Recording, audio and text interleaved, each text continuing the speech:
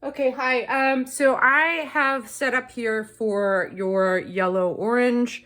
Here I have mixed up some yellow orange. You can see here's my, here's what I just completed. I have my pure hue of yellow, my shade 1 of yellow has a little bit of black in it. Shade 2 of yellow has a little bit more black in it. Okay, that's the darkest one that we're gonna have.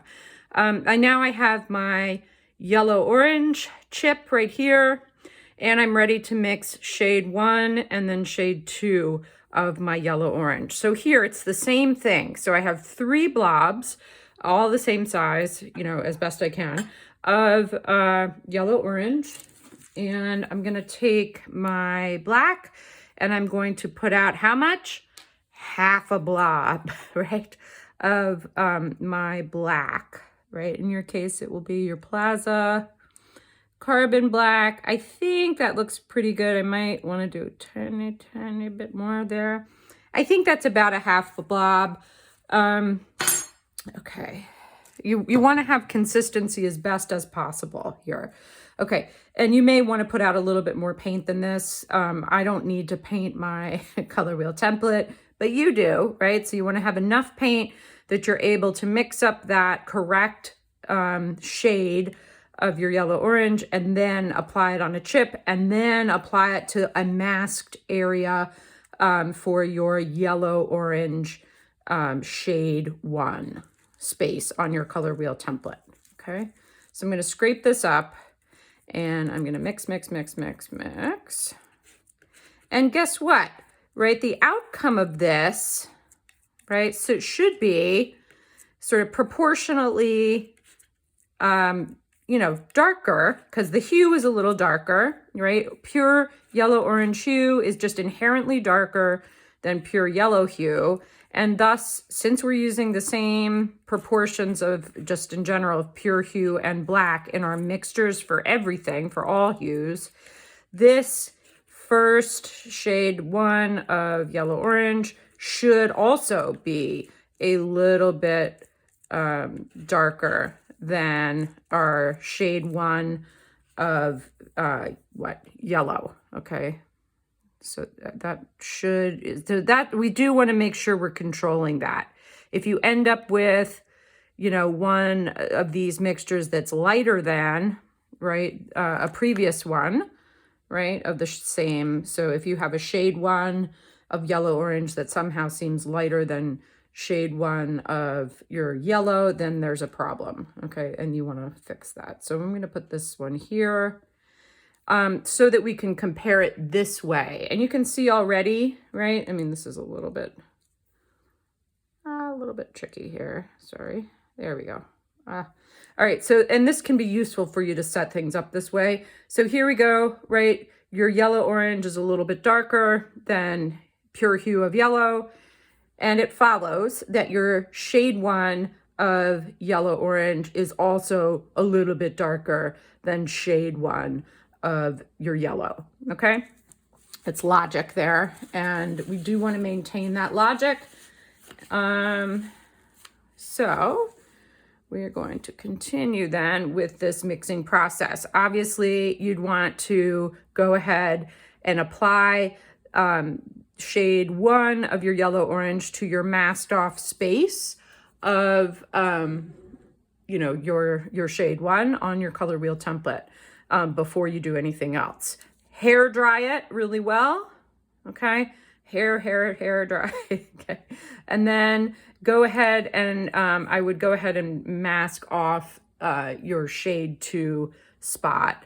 And now we're ready to mix shade 2. So we're going to do this same 3 blobs, right? This time I'll mix a little bit more, just to make sure that we can see this. My light is changing quickly here. So I'm going to do 1, 2. I'll mix up a little more this time, right? Try your best to get them to be equal, right? And then 3. I think that's pretty good. You gotta kind of look carefully, right? And then the black, right? I make sure you have, I'm going to take it out of the tube because I don't have a container. When you're taking it out of the container, make sure your palette knife has been thoroughly wiped off, and so you don't contaminate your black. Oh, and I want to put a full size blob, right? That's the same size as my yellow orange blobs. And looks like, does that look about right? Maybe a little less. That looks pretty good, I think. Tiny bit less. Okay. And so then, wipe off any excess. Then we can go ahead, right? Just make sure you're mixing all of that through. Don't let any get away. All right, and then we're gonna mix, mix, mix. I'm using wax paper, as you can see. It's not the best, but it's certainly, you know, it's the second best thing, right? If you run out of palette sheets, for sure. Okay.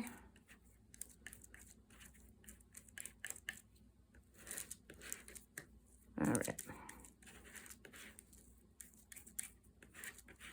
Yours will, I think your black is going to be stronger than mine, and which is probably good. You'll have a little bit of a darker mixture for each of these than I probably do.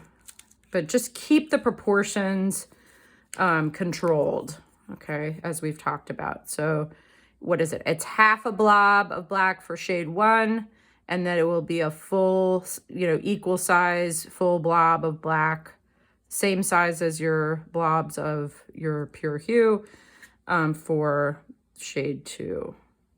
There we go. All right, yeah, and you can see this is not, I still, oh, we got to be careful here, right? This is drying down.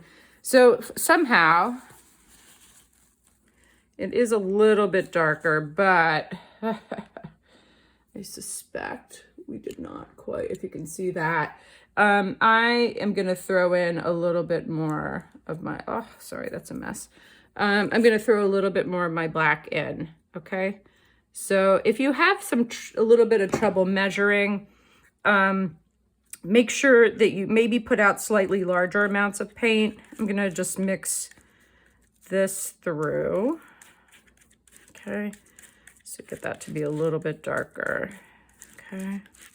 And we should be okay. See, this is also the kind of adjustment that you want to be doing. Our looking, right, and assessing is the most important part, okay? So if, you know, again, because we don't have total control over our amounts in as great a way as we want, but we do have control over what we see, right? I'm going to set this one aside and just paint a new one because that way I don't want them to mix together. This is not going to be a lot different, but it will be probably in the ballpark of okay. Okay. All right, now we just want to get these arranged back nicely. I can see that this is already better. Okay, remember that's gonna dry down a little bit darker, but you can already see, right, if we look at it here across that border, right, and maybe just adjust so we don't get too much glare on this, right? You can see that second tint, right, tint 2 of yellow orange is in fact darker than our tint 2 of yellow. Okay, so that's going to be okay. Right, so we're going to just keep moving that way, right, as we go around the color wheel, right? Do be careful about your amounts. You know, again, to me, I might redo this one here depending on how dark this dries.